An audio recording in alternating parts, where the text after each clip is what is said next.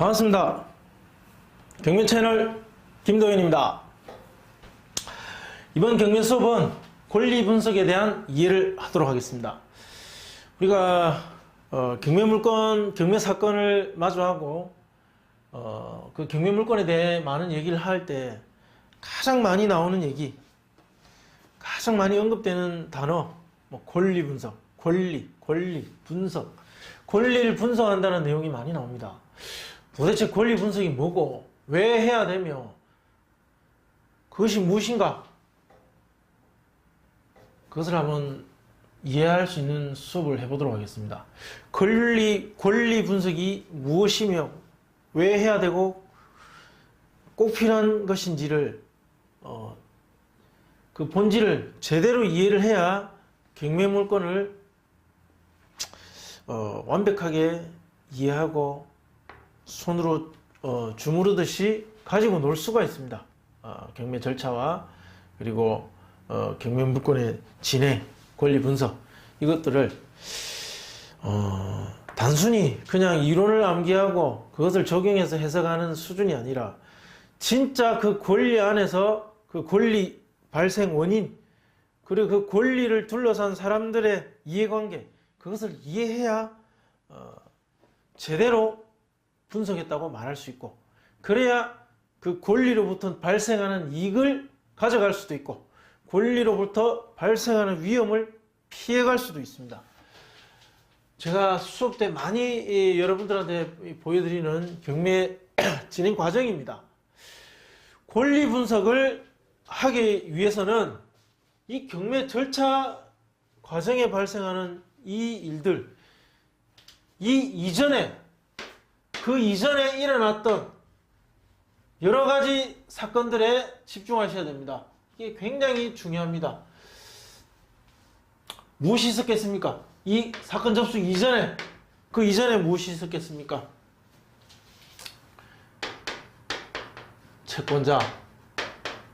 채권자가 채무자에게 돈을 빌려줬겠죠. 아니면 채무자인 사람이 어떤 사고를 쳐서 채권자를 만들어내 버릴 수도 있었을 것이고요. 보여드리겠습니다. 채무자의 활동에 대해서 한번. 채무자, 아까 첫 페이지에서 말씀드린 경매 사건 접수, 자, 그 사건 접수 이전에 어떤 일이 있었는지를 보셔야 됩니다. 권리 분석의 시작입니다. 경매가 왜 진행됩니까? 돈을 안 줘서 진행됩니다. 돈 달라고. 자, 돈 달라고 진행되는 겁니다. 거꾸로 가면 되는 겁니다. 경매 사건 접수가 이 시점이면 그 이전에 어떤 일이 있었겠죠? 그러면 하나하나 역순으로 그 사건을 추측해보고 예상해보는 겁니다. 하나하나 거꾸로 가보면 되는 거죠. 그러면 제일 처음 뭐겠어요? 돈을 안 줬겠죠? 무슨 돈을 안 줬겠습니까? 그걸 한번 보시면 됩니다. 가장 대표적인 거, 부동산 활동에 있어서 가장 대표적인 거, 집주인이 전세금을 안 돌려줘요. 그러면 세입자가 어떻게 합니까? 돈 내놔라. 내용 증명 보내고 찾아가고 싸우고 전화로 다투고 하다 안 되면 법률 상담 받아보고 보증금 반환 청구 소송하고 판결문 가지고 경매 신청합니다. 보증금 반환, 물론 전세권 설정하면 소송 안 해도 경매가 진행됩니다. 이미 경매로. 전세금 등 보증금 안 돌려주면 진행이 될 수 있습니다. 네, 그죠? 네, 그 경매 사건 접수 이전에 이런 일이 있을 수 있어요. 우린 예상해 봐야 됩니다. 그 다음 또 우리가 자주 맞이하는 거, 은행 대출금 상환 안 하는 거. 근저당권 때문에 경매가 나오죠. 네, 은행 돈 안 갚고. 또 사업자금과 관련된 여러 자금들, 그 중에 신용보증기금, 사업하시는 분들은 또 바로 이해하실 겁니다. 사업한다고 돈 빌렸는데 돈을 안 갚죠. 경매 진행되는 겁니다. 사업을 좀 크게 진행하시는 분들은 직원들 급여를 안 줍니다. 또 진행되는 거죠. 사업 상업 활동을 하면서 거래처에 돈을 안 주는 거죠. 물건을 받았는데 돈을 안 주는 겁니다. 그럼 돈 안 주면 어떻게 합니까? 그 회사 부도날 수도 있습니다. 그럼 그 회사로부터 또 돈을 못 받은 사람, 또 그 회사 연쇄 부도가 날 수도 있는 거죠. 거래처에 대금을 지급하지 않으면 돈을 못 받은 업체에서 돈을 달라고 경매를 진행할 수도 있겠죠. 그리고 지인에게 빌린 돈, 그냥 우리가 일반적으로 우리 민사에서 그냥 많이 볼 수 있는 것, 돈을 그냥 빌렸는데 돈을 갚지 않아서 경매 진행합니다. 그리고 물상보증인으로서 담보 설정을 해준 거, 내가 빌린 건 아닌데 내 가족이 사업한다고 내 집을 담보로 대출받겠다 해서 내 부동산을 담보로 제공한 거죠. 경매 진행되는 거죠. 그럼 이 물상보증기는 어떻습니까? 아주 억울하겠죠. 네. 아까 앞에 이 경우 돈을 못 빌려준 지인은 화나고 빌린 사람은 얼굴에 철판을 깔고 있는 거고, 뭐 그렇게 우리가 일반적인 상식으로 이런 상황에 있는 이해 당사들의 마음, 법적인 상황 다 예상해 볼 수 있습니다. 자, 공사대금 지급을 안 한다. 공사 실컷 해주는데 대금을 안 주는 거죠. 뭐 여기서 유치권도 발생하고 많은 복잡한 권리들이 또 발생합니다. 손해배상 누구 때문에 큰 손해를 입었어요. 손해배상 내라. 안 주는 겁니다. 그러면 또 경매 진행이 될 수 있겠죠. 자, 요즘 경기 안 좋을 때 많은 거 카드 대금 쓰고 싶고 사고 싶은 거 많은데 카드 끌고 돈을 못 갚는 카드 대금. 그 다음 부당이득 반환. 내가 얻은 이익을 부당한 이득인데 돌려줘야 되는데 반환하지 않는다. 자, 이것도 굉장히 많습니다. 사채.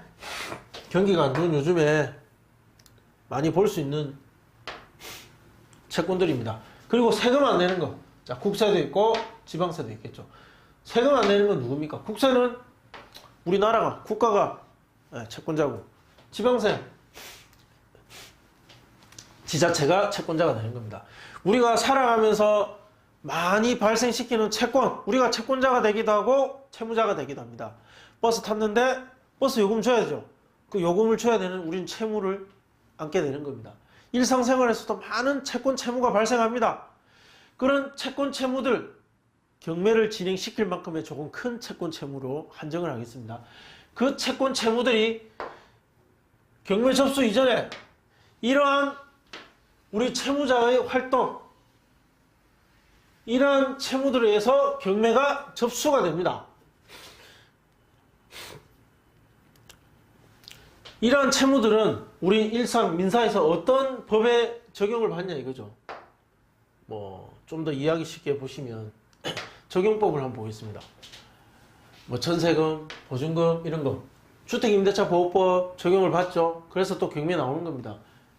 은행 대출, 뭐 민법, 상법, 뭐 여러 가지 뭐 가등기 담보에 관한 법, 뭐 여러 가지 이런 유사한 금융 거래와 관련된 것들은 이 법에 적용을 받을 겁니다.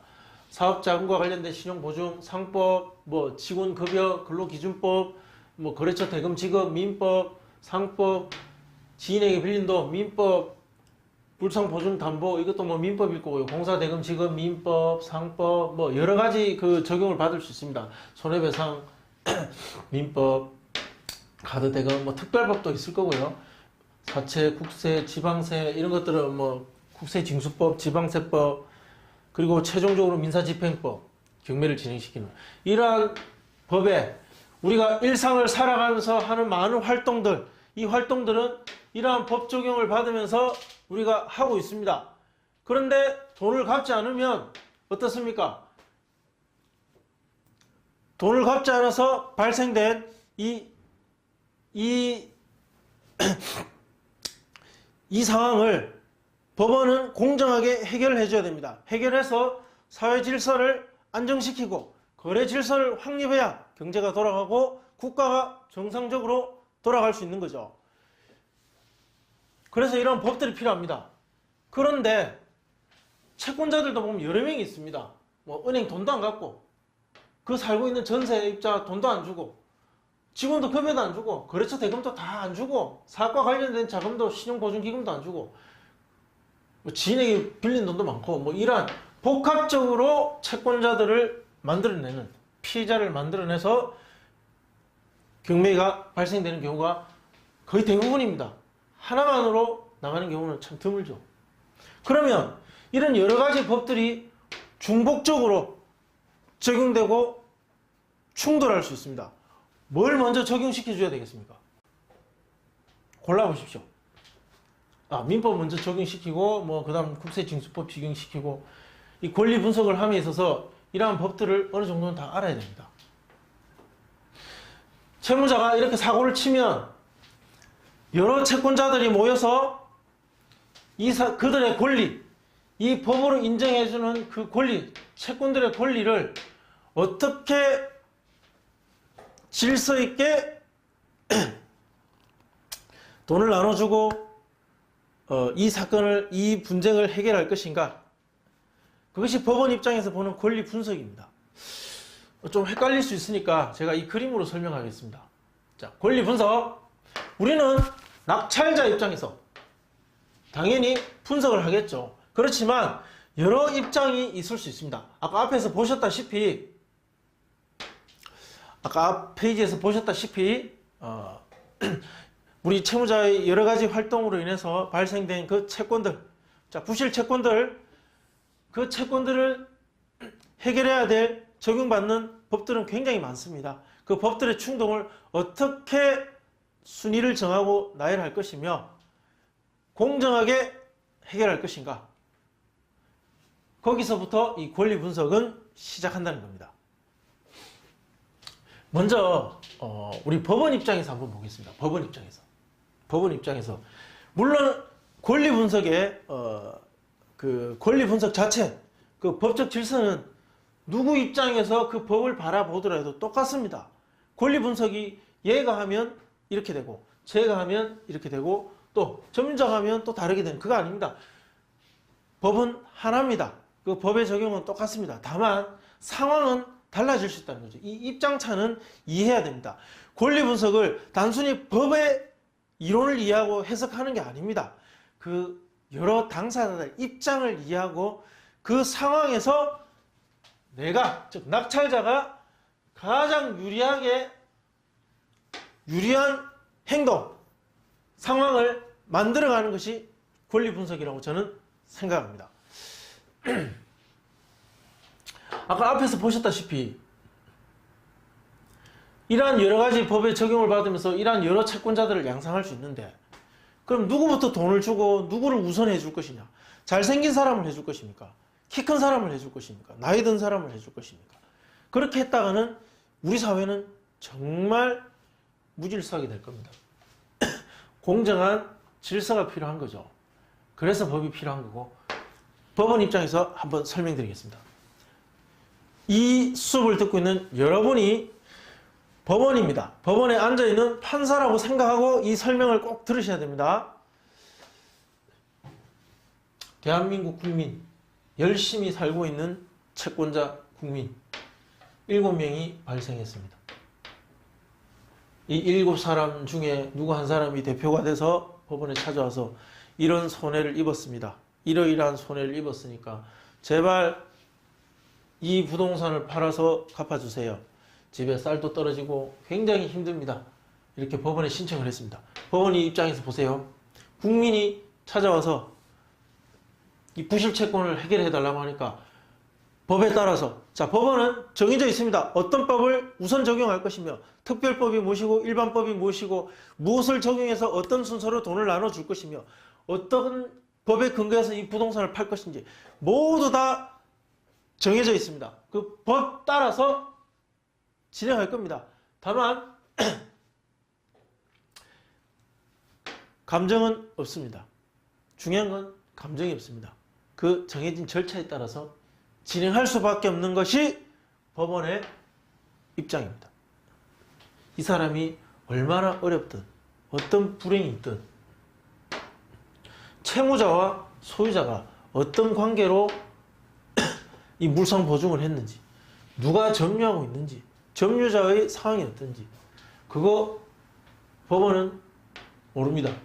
정해진 적용되는 특별법, 일반법 여러 가지 법에 따라서 이 부동산을 팔아서 정해진 절차와 방법대로 돈을 나눠주고 이 사람이 요구한 대로 정해진 절차와 법대로 인도명령을 해줄 것이며 이 사람은 법에 따라서 나가야 될 것이며 이 사람은 소유권을 넘겨주게 될 것입니다. 법원의 입장은 그렇습니다. 이 분쟁, 이 사람과 이 사람과 이 사람과 이 사람이 만들어낸 이 집을 중심으로 만들어낸 이 분쟁, 이 무질서함을 최대한 빠른 시간에 공정하게 해결해서 안정을 찾게 만드는 그 과정에 있어서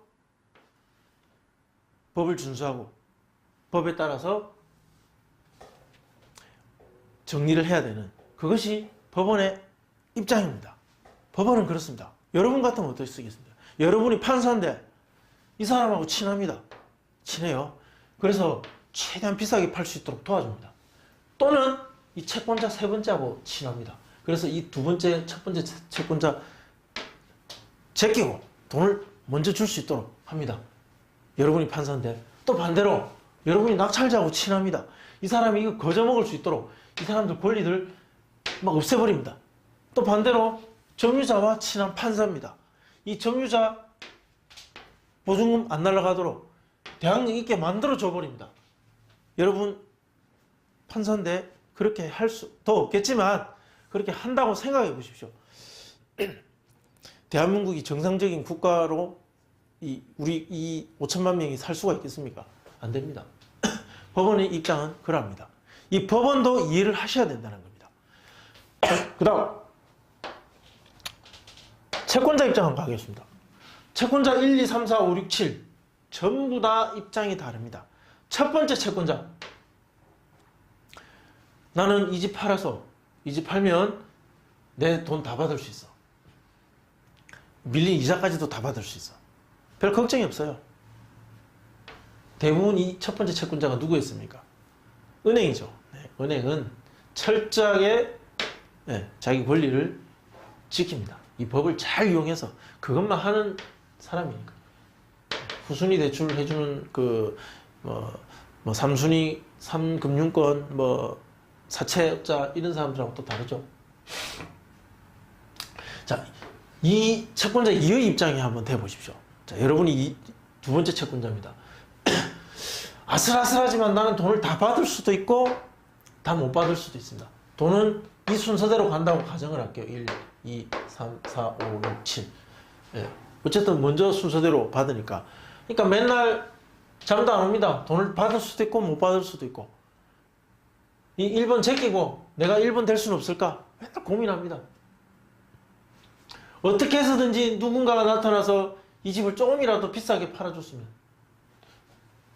너는 잘 모르겠고 너가 생각만 모르겠고 자기 입장만 생각하는 거죠. 그게 사람입니다. 그래서 조금이라도 더 높게 낙찰돼 주기를. 경우에 따라서는 내가 이거 그냥 사버릴까?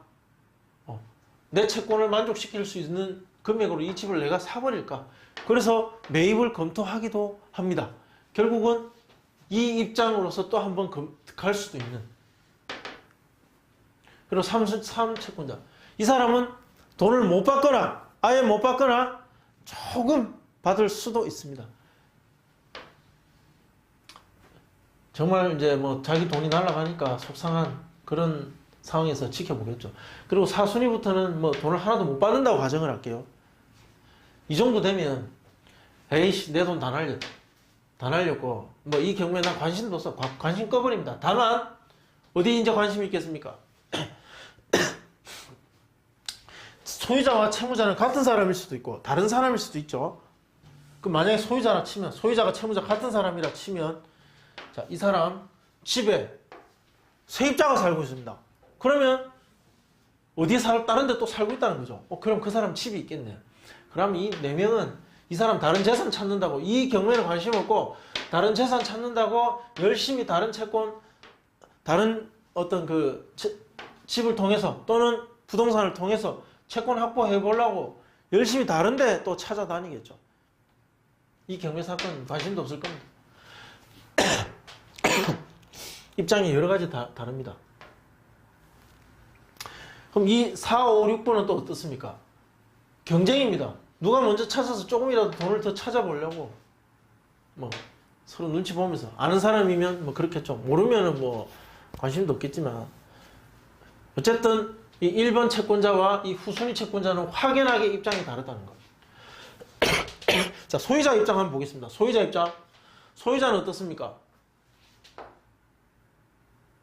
채무자와 소유자가 다르다 가정하고, 자, 이 다른 사람입니다. 물상 보증인, 자, 동생이라고 치고 형이라 칠게요. 형이 동생 사업하는데 집을 담보로 돈을 빌려줬어, 이거. 자, 그런 상황입니다. 이 동생 진짜 죽이고 싶을 만큼 미울 겁니다. 집이 날아가니까. 그리고 점유자는 아니 집주인 믿고 들어갔는데 뭐 담보를 해가지고 집을 날리게 생겼어요. 1점유자가 2명인데 첫 번째 점유자는 보증금을 다 받을 수 있는데 두 번째 점유자는 세입자는 돈을 못 받는 거예요. 다 주인한테 내놔라고 또 싸움이 나겠죠.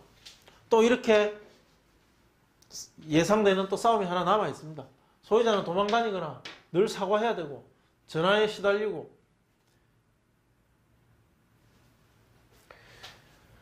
채무자는 어떻습니까? 잠수 타죠. 뭐 잠수 타고 싶을 겁니다. 아마 이 모든 사람으로부터 도망가고 싶을 겁니다. 이 채무자의 심정을 한번 생각해 보십시오. 자기도 잘해보려고 했는데 도망가고 싶을 겁니다. 그리고 점유자, 세입자 1, 2 보증금을 다 받을 수 있다 가정하고 이건 다 못 받는다고 가정해 볼게요. 점유자 다 받는 사람은 어떻습니까?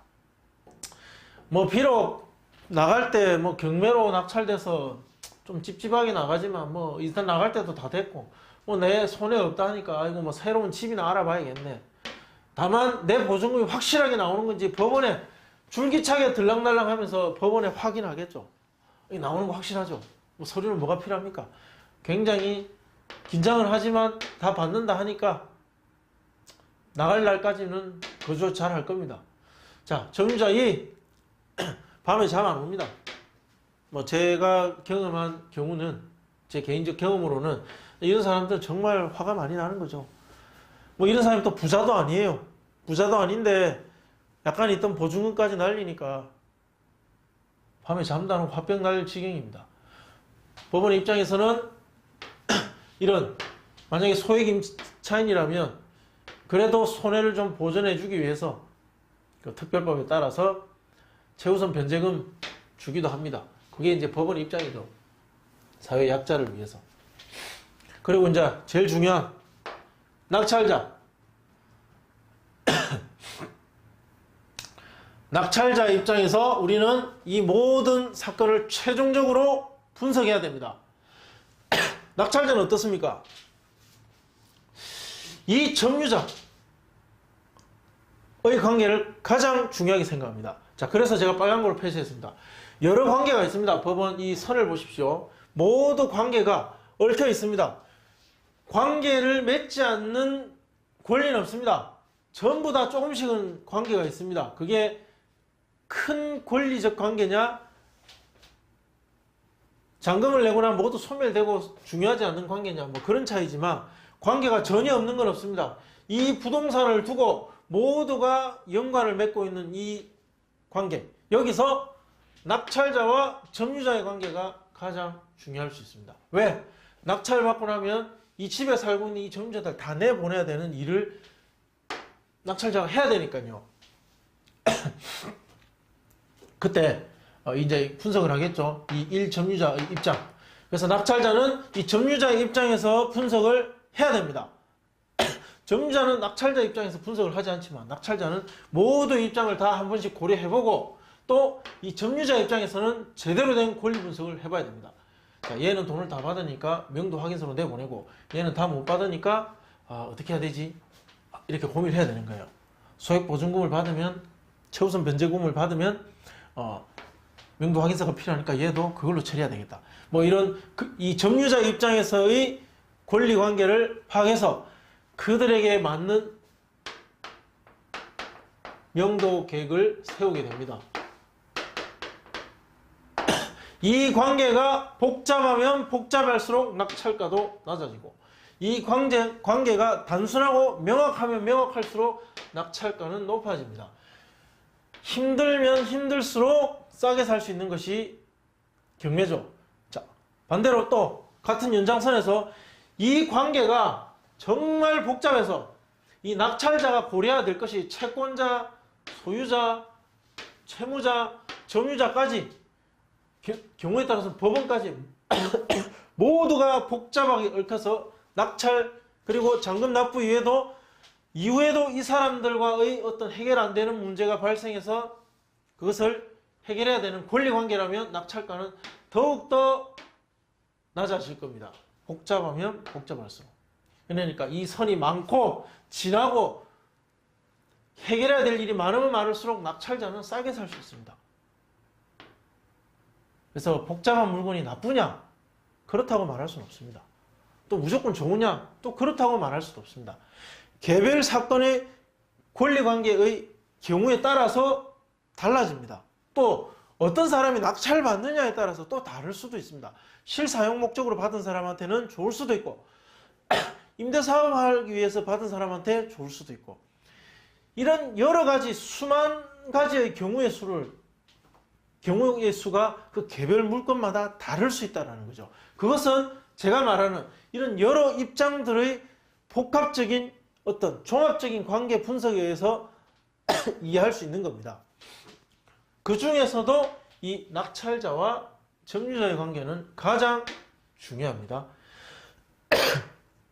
이렇게 이 경매 사건과 관련된 모든 이들의 입장에서 이 법을 바라보고 이 사건을 바라보고 해석하고, 그리고 나서 마지막에 낙찰자에게 가장 유리한 길은 어디인가, 어떻게 행동하고 어떻게 대응해야 될 것인가 계획을 세우는 것, 그것이 권리 분석입니다. 그렇게 이해하셔야 됩니다. 그것을 하기 위해서 이러한 적용법들을 이해하고 알아야 되는 것입니다. 권리 분석을 그렇게 접근하시고 그렇게 이해하셔야 됩니다. 네. 자, 권리 분석에 대한 이해는 여기까지 수업하도록 하겠습니다. 궁금하신 점 있으면 또 질문 많이 남겨주시고, 무엇보다 좋아요 클릭 그리고 구독 신청 꼭 부탁드리겠습니다. 고맙습니다.